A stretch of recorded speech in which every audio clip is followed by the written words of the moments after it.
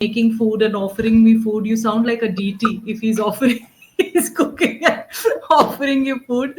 So I think the better way of saying it would be that he cooks and he feeds me. It makes it sound funny also because it gives the impression of you being the younger sibling, which is again true.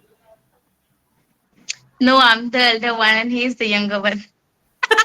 I think then definitely we should go ahead with this, that he cooks and feeds me because Yeah. it's my first time living alone, right? Okay. So Yeah. we'll move on to our next question. I want to know, according to you, Yeah. what, Uh, yes. so I would like to stop here as I was making for YouTube. So I have made a couple of questions, though we do not have much time. So Okay. how much time we have left? We have I would like to approximately 7 minutes left. 7 minutes, right? I think Yeah. that's enough. So I have made a couple of videos. Sorry, question. Okay. And I would like to, and it's all about it's big. It's for beginner learner, right? So what does fluency mean? Hmm. And next question would be what strategy one should follow to become fluent in English? Okay. So, firstly, Yeah. fluency includes a couple of things. First, it is the pace at which you are speaking, right?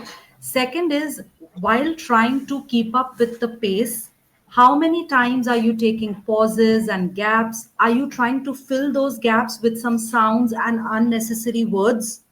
If yes, you need to get rid of them. Not completely, slowly and gradually, you need to reduce the number of times you are using those. Okay.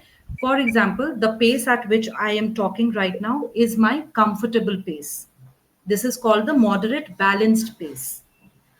If it is helping me to speak fluently without taking a lot of gaps, then this is the pace I should regularly follow. If I try to speak faster than this, then automatically I'm going to start making errors. I'm going to mispronounce some words, and it will get difficult Absolutely. for the learner to understand what I'm saying. Right? So you need to understand what is your balanced fluency and pace. So if Got you it. look at a lot of interviews, podcasts, if you listen to them, different speakers have a different pace of talking. It is their comfortable pace at which they do not make errors, they do not take long gaps and pauses, they do not have to use fillers. So for each speaker, this fluency varies.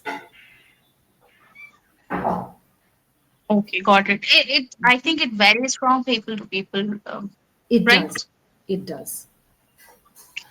And the next question was what strategy one should follow To be a good or a fluent speaker. to one speaker. Yeah.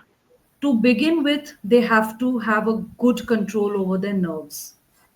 Most of the times, where we get stuck, we either try to speak faster than we are comfortable with, or we become slower, is when our nerves start acting up. Okay, mostly happens when people have stage fear, when they have a bigger audience, or they know that something larger is at stake, right? So this presentation is going to get me a promotion, or this convincing idea is going to get me a good sale. So that is where their nerves start acting up. So there, having the control over yourself and keeping yourself calm is very important. That's the key. Okay. Wow, Now, thank you for keeping on to calm. if we come towards the technical aspect, the grammar, the all the subtopics under grammar, how well you are structuring your answer. Know where to begin, where to end, and how many important points you want to insert in your answer. A good structure will make sure your answer is neither more than lengthy, neither it is way too short. Okay, Mm. that will help you get a little confidence. A good content, a good material beats everything else. It gives you a lot of confidence.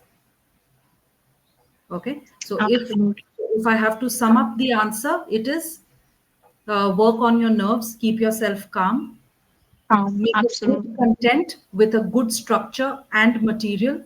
Make sure your technicalities of grammar are in place. These are the three things you need to be fluent. Yeah, the one should must have a control over emotion, and at the same time they must have good Good grammar, knowledge.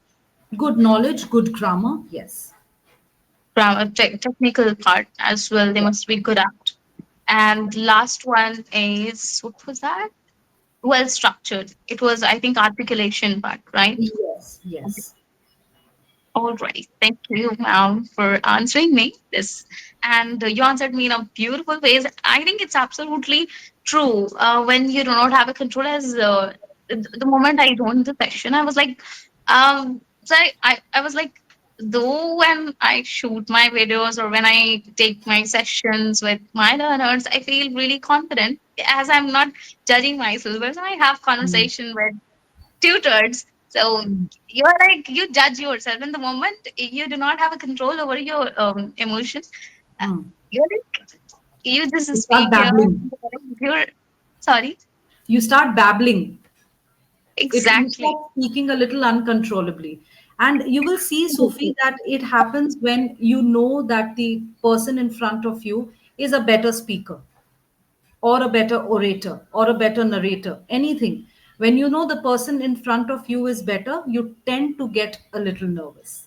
That's completely normal. Completely.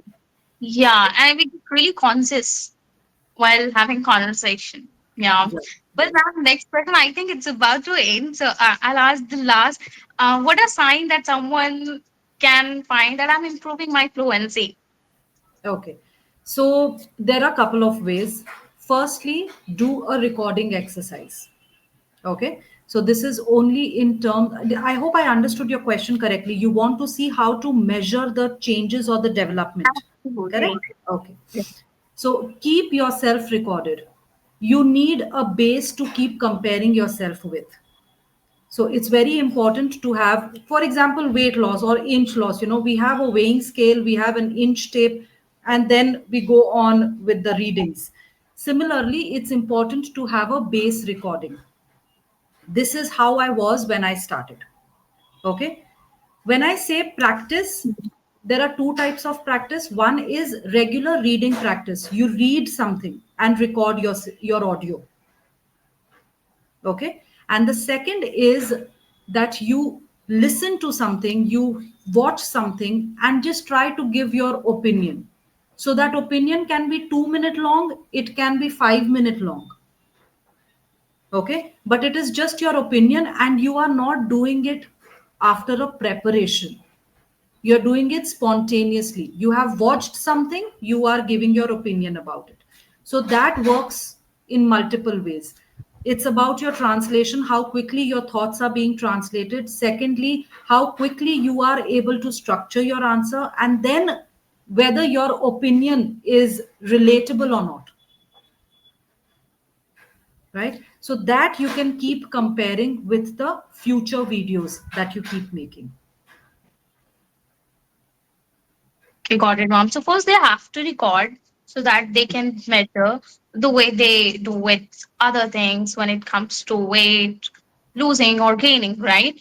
And the Right. second, they have to give opinion on any random topic so that they can Yes. measure themselves whether I'm able to articulate well my And spontaneously. yes, absolutely on this point, When right? you prepare something and you speak, that is not an original test, right? Yes. What actually tests your skills and how much you have improved is how well you can speak suddenly, like out of nowhere, if you're asked something. If there you are able to fare well, then it's a job well done. Yeah, absolutely. That would be sort of cheating. Yeah. Yes.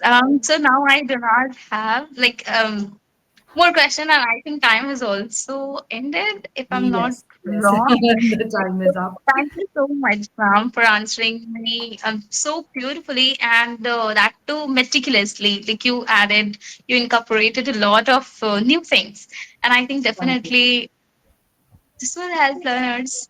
I'm 100% sure, and Definitely, I Susan. thoroughly enjoyed the session. Same Um, here. Yes. Right. And Okay, Susie, thank you I so would much for consider this joining as- then. yes, thank you, And we ma'am. will Bye be moving ahead. All right. Bye bye. bye.